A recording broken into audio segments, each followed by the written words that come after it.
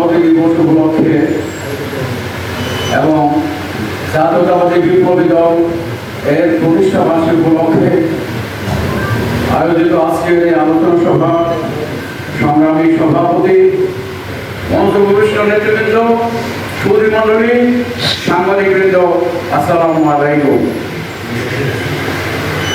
মূলত জাতীয় বিপ্লব ও সংসদীয় দিবস উপলক্ষে বক্তব্য রাখতে গেলে এর প্রেক্ষাপট নিয়ে দু একটি কথা বলতে হয়। 1975 সালের 15 আগস্ট যখন সপরিবারে মুজিবি দুঃশাসনের পতন হয়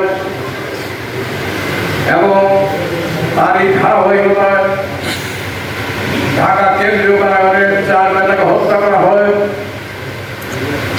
তখন সেনাবাহিনীর ভিতরে অত্যন্ত চলছিল, অত্যন্ত খারাপ পরিস্থিতি বিরাজ করছিল।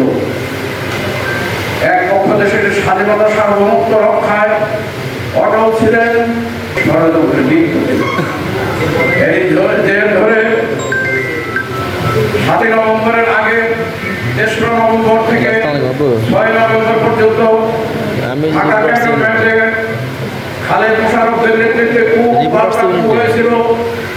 তারই অংশ হিসেবে মেজর জিয়াউর রহমানকে জেনারেল জিয়াউর রহমানকে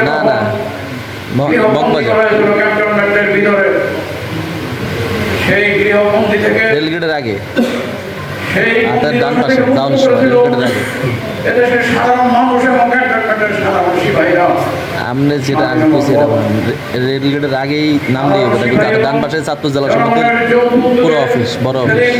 এক বিপ্লব ঘটে, যে বিপ্লব রুখে দিয়েছিল বাংলাদেশের স্বাধীনতা হরণকারীদের বিরুদ্ধে, যে বিপ্লব রুখে দিয়েছিল এদেশের সার্বভৌমত্ব এবং স্বাধীনতাকে নস্যাৎকারী ষড়যন্ত্রকারীদের। সেই বিপ্লবের মধ্য দিয়ে আগমন ঘটে শহীদ প্রেসিডেন্ট জিয়াউর রহমানের। জিয়াউর রহমান 1971 সালের 7 মার্চ 25 মার্চ যখন হানাদারদের বিরুদ্ধে যুদ্ধ ঘোষণা করলেন, মুক্তিযুদ্ধের প্রত্যক্ষভাবে অংশগ্রহণ করে দেশকে স্বাধীন করলেন।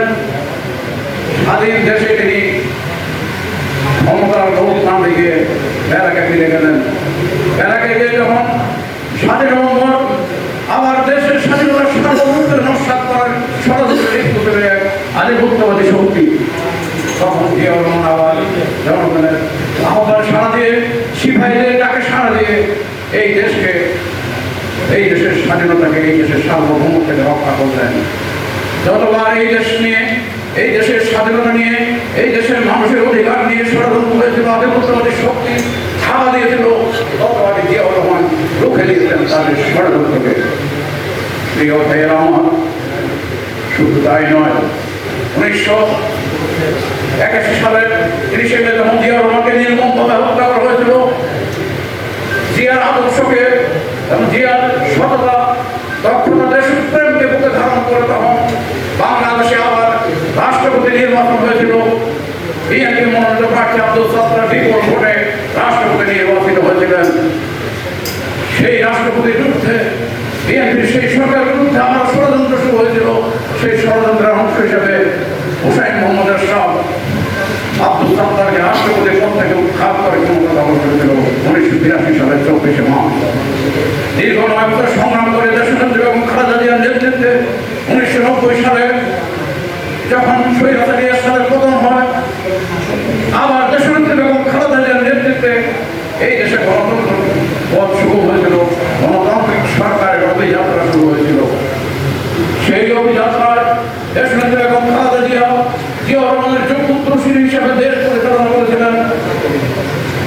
কিন্তু ষড়যন্ত্রকারী মহল আবারও ষড়যন্ত্র করে ফ্যাসিবাদের শক্তিকে এই দেশের রাষ্ট্র ক্ষমতায় হাসিল করে। কিন্তু দীর্ঘদিন সেটা টিকে থাকেনি। ফ্যাসিবাদী শক্তির বিরুদ্ধে তার ভাঙা মুক্তি 2001 সালে আবার বাংলার মানুষ দেশনেত্রী বেগম খালেদা জিয়া তথা বিএনপি সরকারকে ক্ষমতাসীন করে। আমি যে কথাটি বোঝাতে চাই,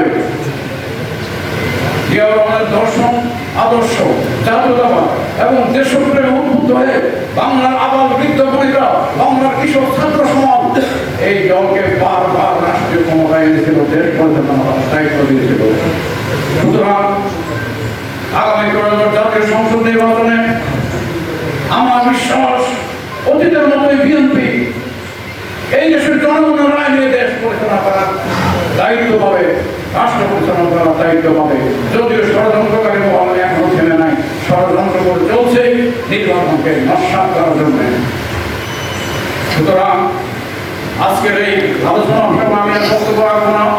এই আলোচনা সভা এমন এক মুহূর্তে অনুষ্ঠিত হচ্ছে যখন অন্তর্বর্তীকালীন সরকারের অধীনে জাতি একটি সুন্দর, অবাধ, নিরপেক্ষ, উৎসব পরিবেশে নির্বাচন দেখতে চায়। সেই নির্বাচনের জন্য, সেই নির্বাচনে বিজয়ী হওয়ার জন্য, বিএনপি প্রার্থী থেকে ধানের বিজয়ী করার জন্য আমরা যার যার অবস্থান থেকে নিজ নিজ এলাকায় যে ধানের শীষের পক্ষে কাজ করব এবং আবার বাংলাদেশ জাতীয়তাবাদী দলকে দেশ পরিচালনার দায়িত্ব দিয়ে দেশের গণতন্ত্র, স্বাধীনতা, সার্বভৌমত্বকে অক্ষুণ্ণ রাখার দায়িত্ব দিয়ে আমরা বিদায় নেব। আল্লাহ হাফেজ। বাংলাদেশ জিন্দাবাদ, জাতীয়তাবাদী দল জিন্দাবাদ, জাতীয়তাবাদী বিপ্লবী দল জিন্দাবাদ। শহীদ প্রেসিডেন্ট জিয়াউর রহমান অমর হোক, ধ্বংসিত নেত্রী বেগম খালেদা জিয়া দীর্ঘজীবী হোক, জনাব তারেক রহমান জিন্দাবাদ।